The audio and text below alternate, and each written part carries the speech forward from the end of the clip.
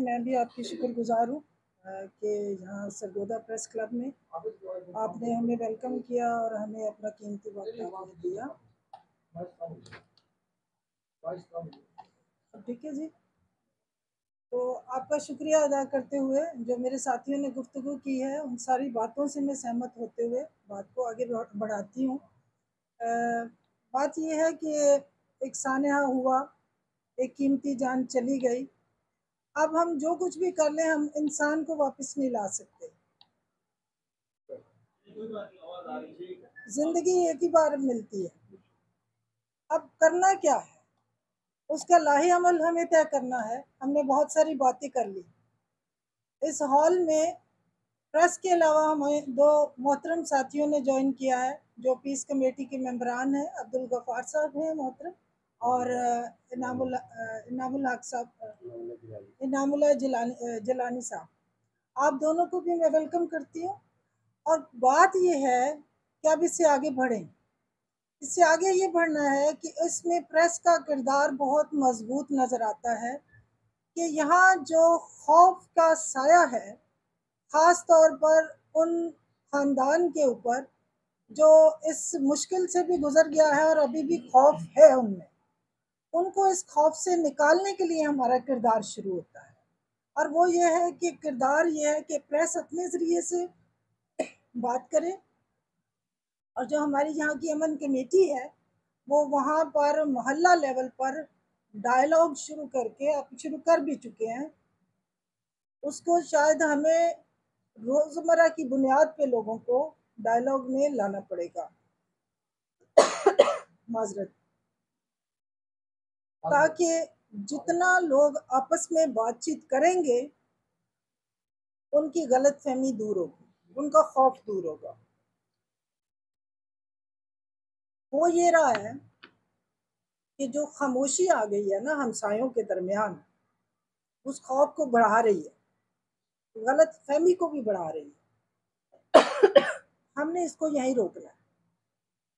इसलिए रोकना है कि मैं बहुत अफसोस से इस नुक्ते पर अड़ी हुई हूँ कि वो जो हमारी टीनेजर लोग हैं, जो हमारी नई नस्ल है, जो 13 से 10 से ऊपर के लोग हैं, 13-14 साल, 15-16 साल, इस एज के जो लोग हैं वो इस सारी कार्रवाई में इस्तेमाल होते हैं।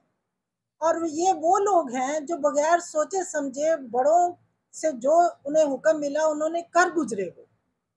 ये हमारा आइंदा का पाकिस्तान है। हम अपनी कौम को क्या बना रहे हैं, हम अपने माशरे को किधर लेके जा रहे हैं, ये लम्हा फिक्रिया। हमें बहैसियत पाकिस्तानी इस बात का खौफ लाहक है कि हम अपनी नई नस्ल को हम किधर लेकर जा रहे हैं, उनकी हम कौन सी ट्रेनिंग करना चाहते हैं। हम अपने बच्चों को अपने घर में बिठा के ये बताएं कि हम किसी की जान और माल का पर चढ़ दौड़े बगैर सोचे समझे और हम उसे तहस नहस कर दें, हत्ता कि जान चली जाए किसी इंसान की। इससे बड़ा गुनाह कोई नहीं। हमने अपने बच्चों की तरबियत करनी है, तो बच्चों की तरबियत हम नहीं कर रहे, हम बच्चों को बिगाड़ रहे हैं और बहैसियत माशरा हम अपने माशरे को आलूदा कर रहे हैं। हम अपने बच्चों की जहन साजी गलत तरीके से, गलत अंदाज से गलत रास्ते पे लिए जा रहे हैं। मैं इससे खौफजदा हूँ। बहैसियत पाकिस्तानी मुझे डर लग रहा है अपनी कौम के लिए, अपने मुल्क के लिए, अपने इंसानों के लिए। मैं जोर से ये कहूँगी कि मेहरबानी से मीडिया अपना किरदार निभाए इस खौफ के साए को कम करने के लिए, लोगों को इंगेज करने के लिए। लोगों के दरमियान जितनी गुफ्तगू ज्यादा होगी, लोग करीब आएंगे। तो अभी लोग एक दूसरे के साथ दिलजोई के लिए भी आगे नहीं बढ़ रहे। हमें इस फासले को दूर करना है। दूसरी बात मुझे ये कहनी है कि हम बहुत तारीफ कर रहे हैं पुलिस की। हमने पुलिस के शुक्रगुजार हैं कि उन्होंने बहुत सारी कीमती जानों को महफूज कर लिया। थोड़ी सी हिम्मत और करते और थोड़ी सी स्ट्रेटजी में उनके लिए एक डिमांड देना चाहती हूँ कि जब ऐसी अफवाह भी हो तो आप कभी भी कम नफरी ना हो वहां लेकर जाएं। आपको पता होना चाहिए कि बहुत सारे लोग जब जत्थे बनकर आते हैं तो वहां थोड़ी सी नफरी जो है वो बेबस हो सकती है। इसीलिए शायद नज़ीर मसीह की जान चली गई कि नफरी कम थी, वो चाह के भी उस इंसान की जान नहीं महफूज कर सके। तो हमें इस इकदाम को भी सीरियस लेना चाहिए, क्योंकि सबसे पहले चीज़ें बन जाती हैं, घर बन जाते हैं, इंसान नहीं बन पाते ना, इंसान को हम नहीं बना सकते। तो इंसान को बचाने के लिए हमारी स्ट्रैटेजी जो है, हमारे जो मुहाफ़िज़ इदारे हैं, उनको अपनी स्ट्रैटेजी पर गौर कर लेना चाहिए। तीसरी बात, हमारे मजहबी रहनुमा यहाँ बैठे हैं, आपने देखा कि ज़्यादा उन्होंने बात की है।